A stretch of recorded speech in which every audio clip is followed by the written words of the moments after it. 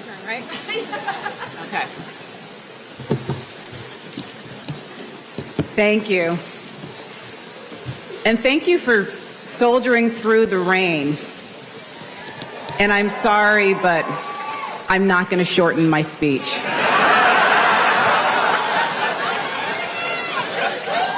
Family, friends, colleagues, students and postdocs, alumni, distinguished guests. I stand before you today, humbled by the prospect of leading Harvard, emboldened by the trust you have placed in me, and energized by your own commitment to this singular institution and to the common cause of higher education. I am grateful beyond measure to the governing boards for placing their confidence in me, to my predecessors for offering their perspectives, their wisdom, and their support, to my colleagues and mentors from this university and beyond for leading in ways that continue to guide and inspire me. I am thankful to the many members of our campus community who have worked so hard for so many months to make today's event possible. Thank you. And most of all, I'm uplifted by love. Love that has empowered and sustained me for as long as I can remember. Love that has made me who I am. My dad, Sonny Gay, is unmatched in his optimism and in his curiosity about people in the world, twin gifts that he passed on to my brother and me. My mom, Claudine Gay, passed away earlier this year, but not before learning of my election and smiling broadly at the news. I wish very much that she were here, if only for the chance to hear her say, "I told you so." Both of my parents, each on their own, left everything they knew in Haiti to forge new lives in the United States. And because they understood that coming to America was not enough, they eagerly sought college education to ensure the future they wanted for themselves and for their family. That future came to include my best friend and my wonderful husband, Chris Afendoulis. Marrying Chris remains the best decision I ever made. He has always put our family first, and he makes this day and every day to come possible for me. And our beloved son, Costa. In moments big and small, and with the many gifts he has already begun to share with the world, he reminds me of the meaning of the work before me, the work before all of us, and our responsibility to the future. For nearly 20 generations, Harvard presidents have upheld that precious trust. I feel the presence of those 29 predecessors here today. And the 3 former presidents sharing the stage with me, who are no strangers to this podium, have set a high rhetorical bar. Although Drew Faust helpfully pointed out in her inaugural address that inaugural speeches are a peculiar genre, by definition, pronouncements by individuals who do not yet know what they are talking about. I claim no exception for my remarks today, but I will attempt to defy the genre by talking about one thing I do know, and that is the importance of courage, without which my presence here today would not be possible.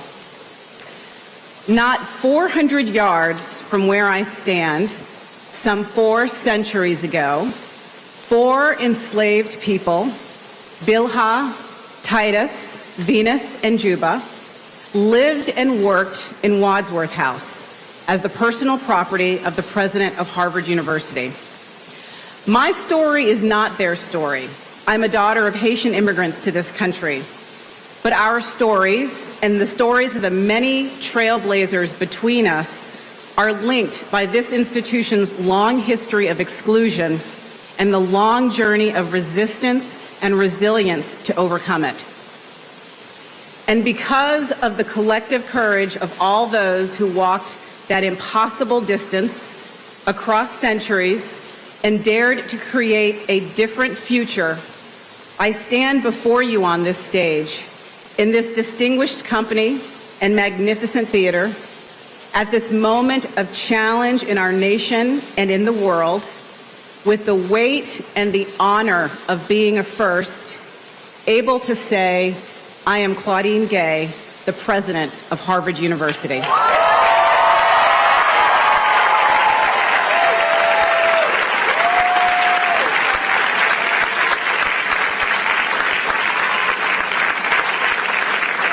Their courage, that courage, is what I want to reflect on today. The courage of this university, our resolve against all odds to question the world as it is and imagine and make a better one. It is what Harvard was made to do. John Adams drafted it right into the Massachusetts Constitution to ratify our charter, celebrating the university at Cambridge, where wisdom and knowledge diffused generally among the body of the people could preserve their rights and liberties, spread the opportunities and advantages of education, and inculcate the principles of humanity. By continually recommitting ourselves to our central purpose with renewed vision and vigor, we advance the prospects of humankind.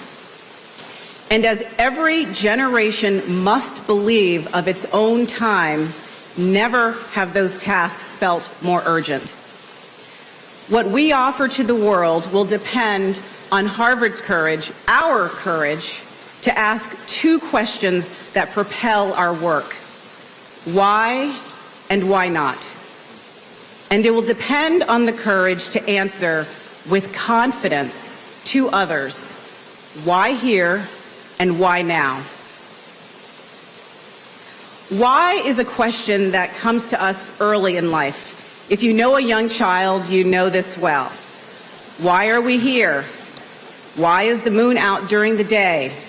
Why can't I eat ice cream for breakfast? Why is she still talking? We may be tempted to stop asking why when we accept the default answers around us, until something sparks us to question those answers.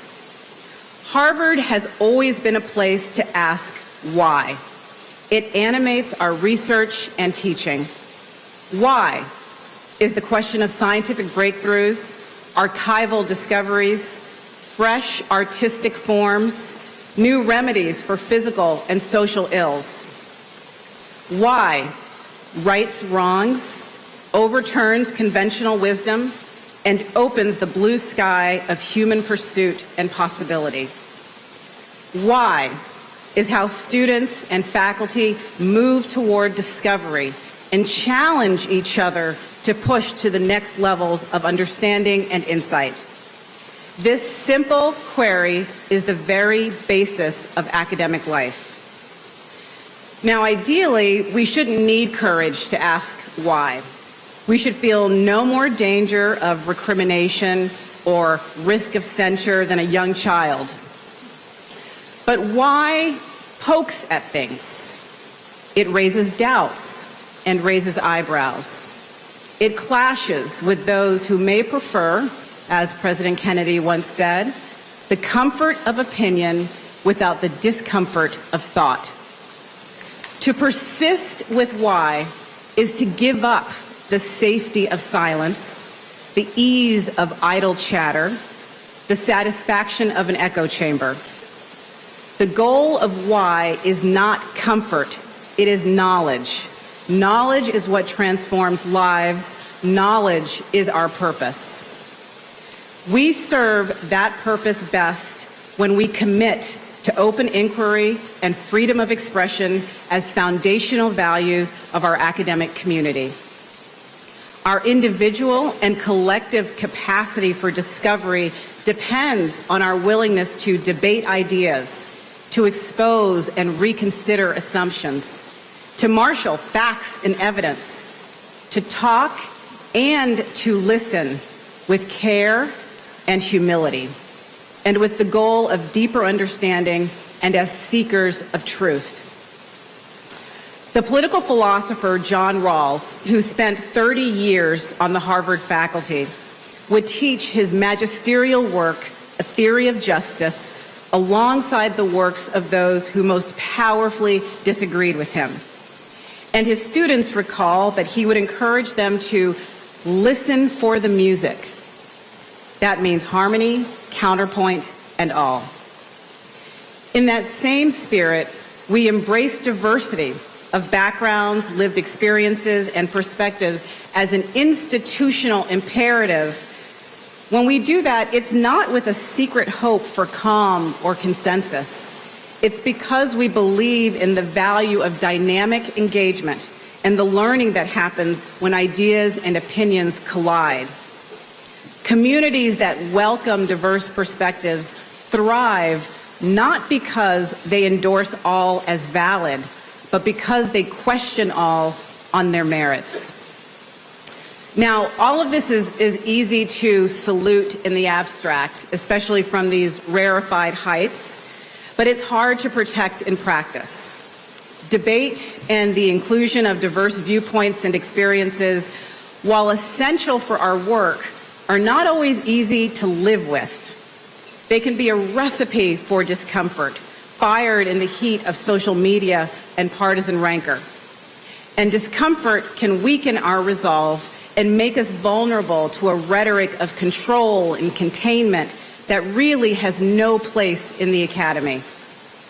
And that is when we must summon the courage to be Harvard, to love truth enough to endure the challenge of truth-seeking and truth-telling, to love truth enough to ask why. Now, the desire to understand the world urges us to ask why, and it's the hope to improve the world that compels us to ask why not. Why not is a call to action, the aspiration to do what might seem impossible. Why not improve health care in Haiti and Rwanda? Why not get the innocent off death row? Why not map the 100 billion neurons of the brain or close persistent gaps in education from pre-K to adult learners? Why not fight the climate crisis on every front? Or keep lit the flame of exploration in the darkest depths of the sea and the furthest reaches of space-time? Asking why not should be a Harvard refrain. The willingness to sound foolish, to risk ridicule and be dismissed as a dreamer. We've seen it time and again. The courage to take a chance even when success seems beyond reach. And the courage to collaborate, to listen, to compromise, to grow, to bring our imaginations and talents together in a different way. I witnessed the power of asking why not as Dean of the Faculty of Arts and Sciences, when this space was largely emptied by a pandemic and quieted by uncertainty. We might have faltered, many did, but we dared to work together. Faculty, staff, students, schools across the university shared ideas, resources, and our strength. We set aside long-held assumptions about teaching and research. We rethought the nature of our community. We broke down barriers to collaboration. We acted quickly and decisively with a strong sense of shared purpose, and we became a model for others. I'd never been prouder to be part of this university. When I envision Harvard on our 400th anniversary, just 13 years away, I see an institution that connects in new and expanded ways among ourselves and with society. An institution whose people ask why not as eagerly as they ask why. Why not improve people's lives everywhere through our scholarship, outreach, and partnerships? By building new coalitions with citizens, industry, and government, we can accelerate the discovery and dissemination of new knowledge and effective ideas to serve the public good. On every matter of consequence, From disorders of the mind and body to disorders of the body politic, we have work to do. Why not reach as many people as possible through our educational programs? By using new forms of how and where we teach, hard-won during the pandemic and boosted by new technologies, we can reach more learners, change more lives, and bring the power of education to communities far beyond our campuses. Why not open our treasure troves of books, objects, and artifacts to the world? By increasing access to our magnificent collections, verging now on 500 million items, we cast the myriad elements of civilization into the living world in all their error and wisdom and beauty, to be reconsidered, remade, and remembered by the next generation. When we summon our courage to ask why not, to join new ways of thinking with new ways of acting, we expand the possibilities of what Harvard can be and what Harvard can do for the world. We also foster the courage of those who dare to ask, why not me? A simple question that can spark profound change. The moment Margaret Fuller talked her way into the Harvard Library when women were excluded from the entire institution and went on to publish foundational works on feminism and human rights. The day Ralph Bunche sought a graduate fellowship to Harvard's government department and went on to help dismantle colonialism and arrange a ceasefire in the Middle East that would win him the Nobel Peace Prize. There are many among us here today whose presence would be unimaginable were it not for their courage to ask, why not me? Which leads us finally to why here and why now. Harvard is blessed with outsized capacity to seek truth and to do good, imbued with awesome potential to change the lives of individuals and the prospects of communities. This means that asking why and why not is not enough. It can never be enough. Harvard has a special responsibility, a responsibility to help anchor our democracy by cultivating norms and values essential to a free society and by ensuring the free flow of knowledge, not only among students and faculty, but to all citizens to enable them to make informed decisions. A responsibility to explore, define, and help solve the most vexing problems of society: the struggle against tyranny, poverty, disease, and war; the challenge of protecting a planet and its people from the devastation of climate change; a responsibility to create opportunity by identifying talent and promise wherever it resides and bringing that talent to Harvard. We are still on a journey that began in earnest with President Conant to draw from a deeper pool of talent and provide our institution with the excellence it deserves and our diverse society with the leaders it needs and expects. Of course, we cannot do this alone. Joining us today are delegates from institutions representing states and nations near and far, and our trusted partners from state and local governments who make possible our collective contributions to the country and to the Commonwealth. I hope that today strengthens our connections. You give us courage. The most compelling answer to why here can be found in the way that we all work together to help others thrive. Now, how well we are doing depends on who you ask. According to some recent surveys, almost 40% of Americans believe higher education has a negative effect on the country. A majority think that earning a four-year degree is a bad bet, and still others that a college education doesn't matter at all.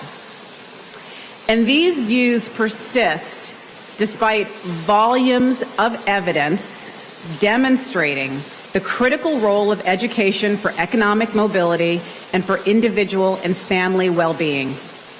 And in that paradox lies the answer to why now. Because now needs us so that later has a fighting chance.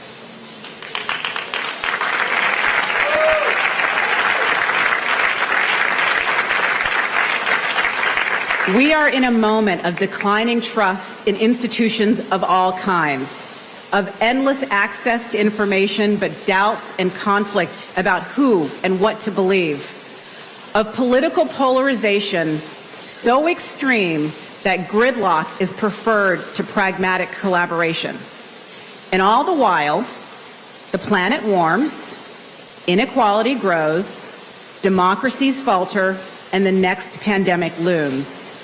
If not now, then when? Rebuilding trust in the mission and institutions of higher education won't be easy.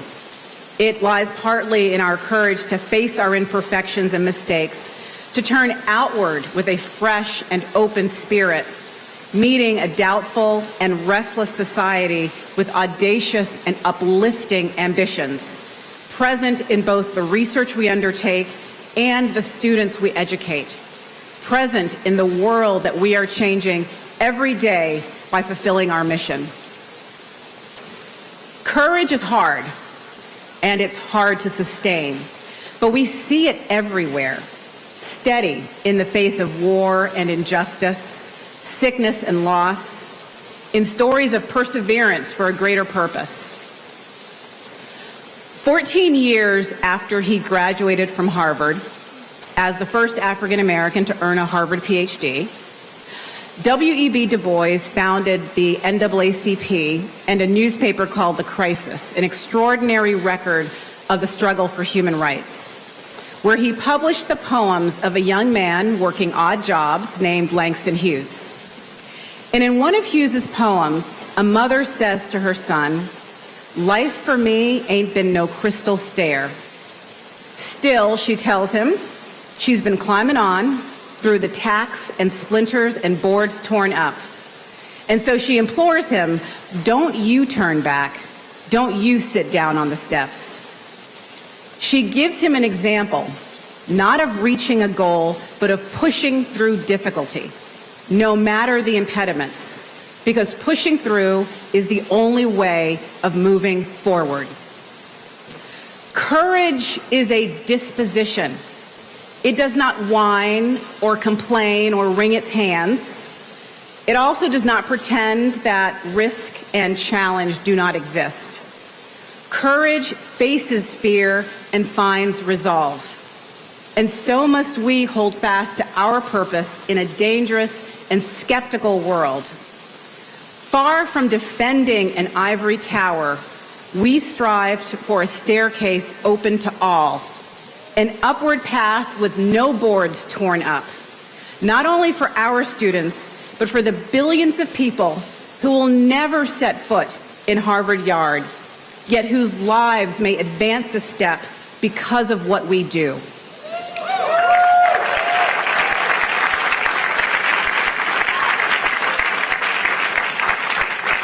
It is as true today as it was when my parents mustered the courage to leave Port-au-Prince.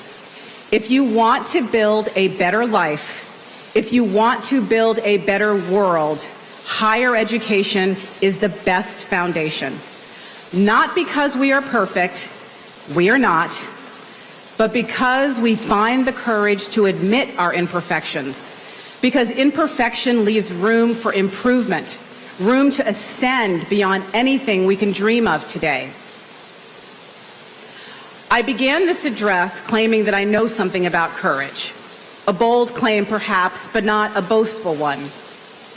Courage abides in a kind of purposeful detachment, admitting our fears and false steps even as we advance. To paraphrase Sojourner Truth, not allowing our light to be determined by the darkness around us. And in courage, we find freedom, where we dare to imagine and make a different future together. I learned it from my parents, who built a life of quiet achievement and high expectations that opened a world of possibility for my brother and me. I witnessed it on this campus, when the entire community reorganized itself during COVID. A feat of collective epigenetics that refashioned our institutional DNA. You have seen it too, over 4 centuries, in the short walk and long journey from Wadsworth House to this podium today. That is the courage to be Harvard.